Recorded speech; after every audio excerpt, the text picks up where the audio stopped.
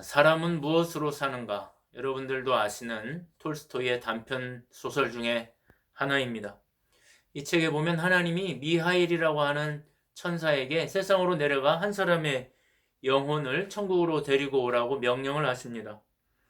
미하일이 그 가정에 와보니 하나님이 데리고 오라고 하신 그 영혼이 이제 막 태어난 아이를 옆에 두고 병든 채로 누워있는 쌍둥이들의 엄마였습니다. 이 아이들을 두고 떠날 수가 없다고 하는 이 엄마의 간절한 애원이 차마 이 어머니를 천국으로 데리고 올 수 없어서 미하일은 하나님의 명령을 거역합니다. 하나님은 미하일을 책망하시면서 가서 그 어머니를 데리고 오라고 명령을 하시고는 세 가지 질문에 대한 해답을 찾아가지고 오라고 숙제를 내십니다. 그 중에 하나가 세 번째 질문이 바로 사람은 무엇으로 사는가입니다.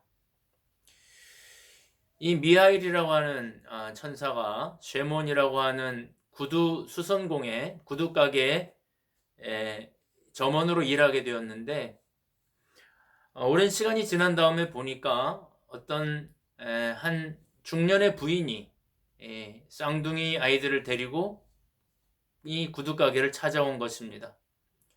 쌍둥이 아이들에게 구두를 맞춰주기 위해서 데리고 온 것입니다. 자세히 보니까 그 쌍둥이 아이들은 자신이 데리고 가려고 했던 여인의 아이들이었고 그 어머니는 새엄마였습니다. 새엄마는 쌍둥이 아이들을 눈물로 사랑으로 키워서 잘 길렀고 이제 나이가 어느 정도 드니까 아이들에게 구두를 맞춰주기 위해서 구두 가게로 데리고 온 것입니다. 그때 비로소 미하일이 깨닫습니다. 사람은 무엇으로 사는가? 아이들은 어떻게 자라는가? 아이들은 부모가 있어서 자라는 것이 아니라 사랑으로 자란다는 사실을, 사람은 사랑으로 산다는 것을 깨닫게 됩니다. 우리 어머니들이 어릴 적에 자녀들에게 많이 하시는 말씀이 있습니다. 그건 뭐냐면 아이들이 먹는 것만 봐도 배가 부르다 하는 말씀입니다. 사실 먹는 것만 보고 배가 부를 수는 없습니다. 뭔가를 먹어야 배가 부른 법입니다. 그러면 먹는 것만 봐도 배가 부르다는 말은 무슨 말인가? 그것은 어머니가 노동을 해서 얻은 양식을 아이들이 배부르게 먹는 걸 보면 삶의 기쁨이 있고 만족이 있고 사는 의미가 느껴지고 존재의 의미가 느껴진다는 뜻일 겁니다. 그런 의미에서의 배부르다라는 표현인 것입니다. 이와 비슷한 분이 계십니다. 바로 예수님입니다. 예수님은 지난 시간에 한 사마리아 여인을 만났습니다. 이 여인은 삶의 절망과 좌절을 고스란히 안고 사는 여인이었습니다. 이 여인은 남편이 5이나 있었는데 다 헤어지고 지금 있는 남편도 제대로 된 남편이 아니었습니다. 당시의 상황으로 남편이 5이나 있었다는 말은 5명의 남자들로부터 버림을 받았다는 뜻입니다. 왜냐하면 여자들은 그 당시에 이혼할 권리가 없었기 때문입니다. 지금 물 기르러 온 것도 현재 남편에게 밥을 해주기 위해서 물 길러 왔을지도 모릅니다. 여러분, 이 여인이 얼마나 가련합니까? 어쩌면 화딱지가 나서 물동이를 깨버리고 싶을 정도로 삶의 깊은 좌절과 슬픔을 하루하루 느끼며 살아가고 있던 여인은 아니었을까? 이런 여인들의 특징이 있습니다. 그것은 대체로 종교를 가진다는 겁니다. 의지할 곳이 마땅히 없으니 거의 종교를 가지고 삽니다. 산에 가서 빌든 정화수를 떠놓고 빌든 108배를 하든 3000배를 하든 보통 종교를 가집니다. 여기서 저는 이런 생각을 합니다. 이런 분들의 등골을 빼먹는 종교야말로 정말 나쁜 종교다. 우리 기독교는 이런 분들의 등골을 빼먹는 종교가 아니라 이런 분들을 위로하는 그런 종교가 되어야 되지 않겠는가 생각합니다. 여러분, 이 여인도 마찬가지였을 겁니다. 마땅히 의지할 곳이 없기 때문에 이 여인은 사마리아 사람들이 주로 다니는 사마리아 성전, 그리심산에 세워져 있는 사마리아 사람들을 위한 야곱의 성전에서 예배를 드렸을 겁니다. 그곳에서 그 나름대로의 예배를 드리면서 살아왔을 것입니다. 그러나 그 예배도 이 여인에게는 아무런 위로나 해방감이나 시원함을 주지 못했습니다. 이 지쳐있는 여인, 삶의 희망이 전혀 보이지 않아 보이는 이 여인을 주님이 만난 것입니다. 아시는 것처럼 이 여인은 아주 뜻밖의 장소에서 주님을 만납니다.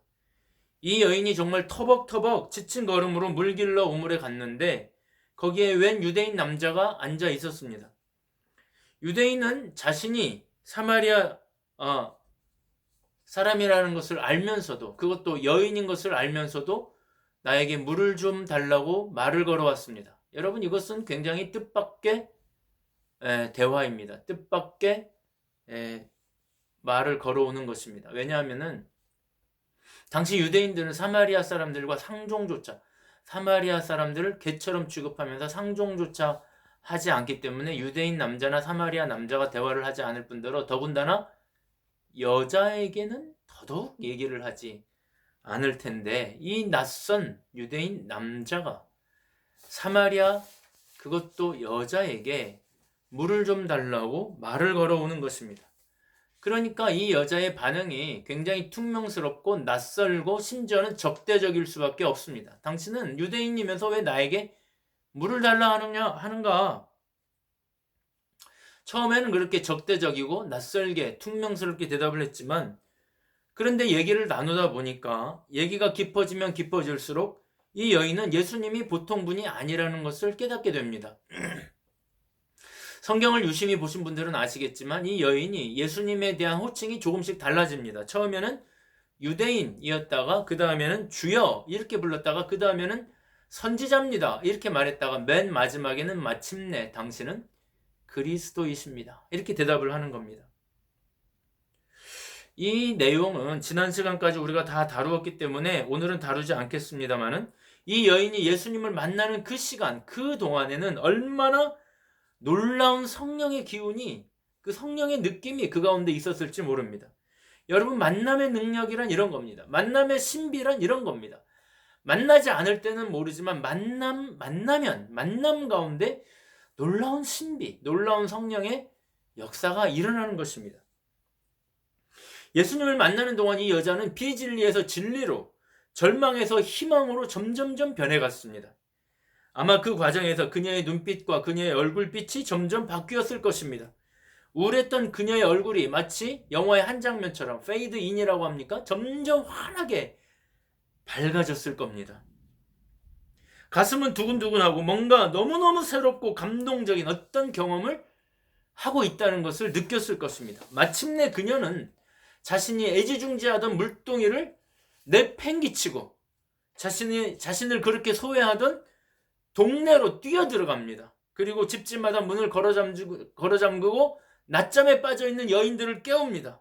내가 그리스도를 만났다고 소리를 지릅니다. 그러니까 이게 웬일인가 하면서 동네 사람들이 335 몰려들기 시작하더니 나중에는 예수님에게로 다 몰려오는 것입니다. 이것이 사마리아 어떤 마을에서 일어난 놀라운 사건입니다. 여러분, 사도행전 8장에 보면 사마리아에 놀라운 성령의 역사가 일어나는 것을 볼 수 있는데 그것은 아마도 그때 예수님을 만났던 사람들이 빌립의 설교를 듣다가 성령을 경험한 것이 아닌가, 저는 그렇게 보는 것입니다. 저는 저와 여러분의 삶에도 이런 일들이 일어날 수 있게 되기를 축복합니다. 날마다 일어나기를 바랍니다. 날마다 예수님을 만나면, 날마다 기도 가운데, 날마다 예배 가운데, 날마다 찬양 가운데 예수님을 만나면 저와 여러분의 삶이 절망에서, 좌절에서 희망으로 바뀐다는 것을 기억하기를 바랍니다. 나는 날마다 저와 여러분의 삶에 이런 일들이 일어날 수 있기를 바라는 것입니다. 그런데 바로 그때, 그러니까 사마리아 사람들이 예수님에게 다가와서 예수님의 이야기를 듣고 있을 그때에 마침 식량을 구하러 마을에 갔던 제자들이 양식을 구해와서는 예수님에게 식사 좀 하시라고 권합니다. 예수님이 지금 너무너무 허기져 있는 것과 물도 한 모금 마시지 못한 상태라는 것을 알기 때문에 예수님에게 예수님 이제 그만하시고 좀 식사 좀 하시죠. 예수님 좀 이제 쉬시죠 하고 말씀을 드린 겁니다. 그때 예수님이 하신 말씀이 오늘 32절 말씀입니다. 32절에 보니까요. 이르시되 내게는 너희가 알지 못하는 먹을 양식이 있느니라. 이렇게 대답하는 겁니다. 그러니까 제자들이 다시 수군거립니다. 아니 누가 예수님에게 간식 갖다 드렸나?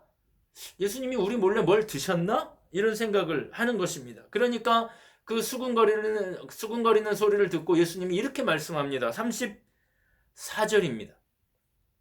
예수께서 이르시되 나의 양식은 나를 보내신 이의 뜻을 행하며 그의 일을 온전히 이루는 이것이니라. 바로 이것이다. 이렇게 말씀하는 겁니다.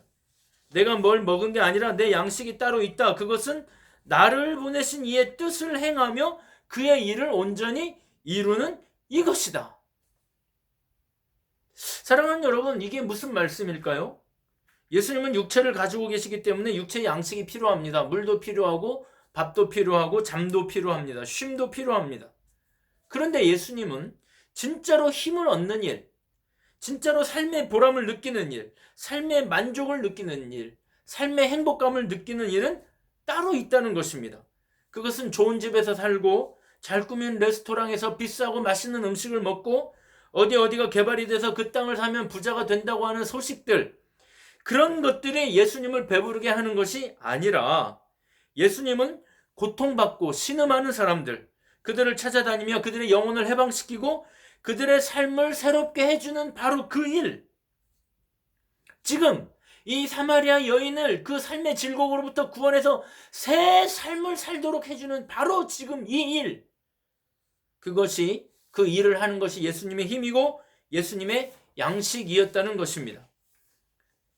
그런 일을 못하면 아무리 맛있는 밥을 먹어도 아무리 좋은 집에서 잠을 자도 편하지가 않은 것입니다.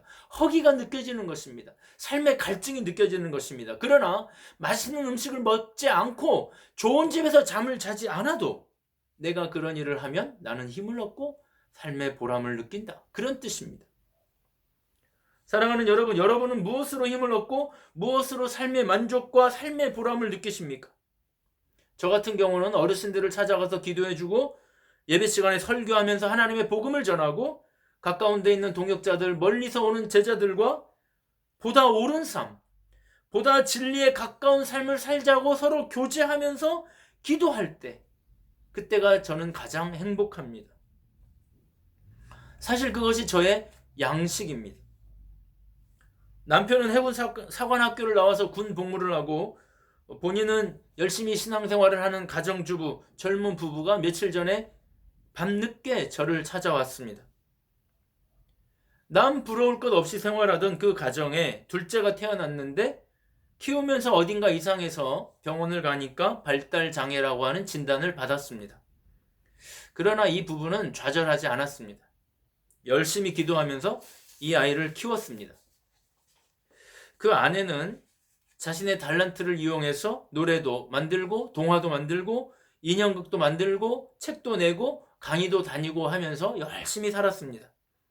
그러던 와중에도 교회에서 열심히 봉사하고 수병들, 해군들을 집으로 데리고 와서 밥을 먹이면서 교회를 소개하고 전도도 하고 그런 삶을 살았습니다. 그렇게 아이를 키우고 교회를 섬겼는데 이번에는 제주도에 계신 어머니가 설상가상으로 덜컥 혈액암에 걸린 것입니다. 서울에 있는 자신의 집으로 모셔와서 병수발을 했습니다. 그렇게 병원과 집을 오가면서 병수발을 하다 보니 몸도 마음도 많이 지쳐버린 것입니다. 그런데 자신이 대전에 살 때는 몰랐는데 서울에 올라와서 살다 보니 자신도 모르게 듣고 싶지 않은 이야기들을 듣게 되었습니다. 서울의 아파트가 얼마고 땅이 어떻고 누구는 집이 몇 채고 누구는 어디에 무슨 땅을 사가지고 몇 배로 올랐다느니 그런 정보들을 군대에서만 들으면 좋은데 교회 와서도 듣습니다. 설상가상으로 당연히 진급 대상이고 진급되어야 마땅한 시기가 되었는데 진급에 탈락했습니다. 주변의 얘기를 들어보니까 군 관계자들과 인맥도 만들고 관계를 위해서 적당히 굽히기도 하고 해야 하는데 남편이 그렇지 않은 성정이다 보니 진급이 늦어진 것이다 라는 조언도 듣게 되었습니다. 무너지는 심정으로 1년을 보냈습니다. 그러나 다행스럽게도 그 남편의 1년 만에 그 남편의 진급 소식이 들려오고 어머니 병세도 많이 호전되어서 약한 몸이지만 스스로 식사를 지어 먹을 수 있게 되어서 다시 제주도 고향으로 내려가셨습니다. 그래서 이번에 어머니도 뵐 겸 하고 고향을 찾아왔다가 옛날에 교회 선생님이었던 저를 찾아온 것입니다. 우리는 저녁 늦게까지 우리의 진짜 양식이 무엇인가에 대해서 진지하게 이야기를 했습니다. 소돔과 고모라의 좋은 집을 가지고 살았던 롯이 행복했을까? 매일매일 텐트를 치고 거두는 삶을 살았던 헤브론이라고 하는 산악지대의 아브라함이 행복했을까? 이스라엘의 수도인 예루살렘 복판에 수영장까지 딸린 2층 집에 살았던 종교 지도자들이 행복했을까? 아니면 복음을 전하며 저 광야에서 하나님의 나라를 외치던 세례 요한과 예수님과 바울이 행복했을까? 결국 우리가 어떻게 행복해지는 존재인지를 다 알고 있었습니다. 그런데 우리가 소돔과 고모라 같은 세상 복판에 살다 보니 흔들리는 것입니다. 서로 이야기를 나누었습니다. 흔들리지 말고 진짜 양식을 위해 살자고 다짐하는 기도를 하고 헤어졌습니다. 사랑하는 여러분, 우리의 양식이 무엇입니까? 무엇으로 우리는 힘을 얻고 만족감을 얻습니까? 우리는 어떤 일을 할 때 존재의 의미를 느낍니까? 여러분은 어떤 일을 하면서, 무슨 일을 하면서 존재의 해답을 찾아가고 계십니까? 오늘 각자의 삶의 자리로 돌아가서 스스로 자문해 보실 수 있기를 바랍니다. 참고로 말씀을 드리자면 예수님은 밥을 먹지 않아도 행복했습니다. 예수님은 하나님이 보내신 일을 하며 삶의 좌절 가운데 있는 사람들을 구원하고 그들을 다시 새 삶을 살 수 있도록 돕는 일을 하면서 행복해 하셨습니다. 사람은 무엇으로 사는가의 용어, 사람은 무엇으로 사는가의 표현을 빌리자면 예수님은 주변에 있는 사람들을 사랑하면서 행복해 하셨습니다. 나는 우리 교회에 속한 성도들이 이렇게 행복하기를 바랍니다. 소돔과 고모라와 같은 세상을 살지만 세상의 것으로 행복을 찾지 않고 세상의 양식으로 배부르지 않고 주님을 만날 때마다 행복하고 기도할 때마다 행복하고 예배 드릴 때마다 행복하기를 바랍니다. 또 여러분의 일상 속에서 주님을 만나는 시간을 가짐으로 주님이 주시는 놀라운 은혜로 날마다 행복하기를 바랍니다. 더 나아가서 하나님의 뜻을 전하며 살아가는 그 삶으로 삶의 보람을 찾기를 바랍니다. 우리 주변에 있는 사람들, 그들은 왜 내 옆에 와서 나를 힘들게 하는 것입니까? 사마리아 여자와 그 마을 사람들, 그 전에 만났던 니고데모는 왜 안 그래도 지쳐있는 예수님, 피곤한 예수님 옆에 와서 귀찮게 하는 것입니까? 왜냐하면 그들이 바로 예수님의 존재의 의미와 관련되어 있기 때문입니다. 예수님은 지쳐있지만 그들을 돌보시면서 존재의 의미를 찾는 분이시기 때문입니다. 거기서 얻는 기쁨으로 예수님은 삶의 보람을 찾고 그 일들을 하심으로써 마음의 양식을 삼고 계셨기 때문입니다. 이번 한 주간이 저와 여러분에게 그런 한 주간이 되실 수 있기를 바랍니다. 사랑하는 여러분, 우리 주변을 살리는 일은 그냥 가능한 게 아니고 우리 주변을 사랑함으로써 가능해지는 것입니다. 저와 여러분의 주변에 있는 사람들을 사랑함으로 그들을 살리고 그것으로 인하여 우리의 삶의 기쁨을 찾고 행복을 찾고 만족감을 찾고 우리의 존재의 의미를 깨닫게 되는 이번 한 주간이 되실 수 있기를 주님의 이름으로 축복합니다.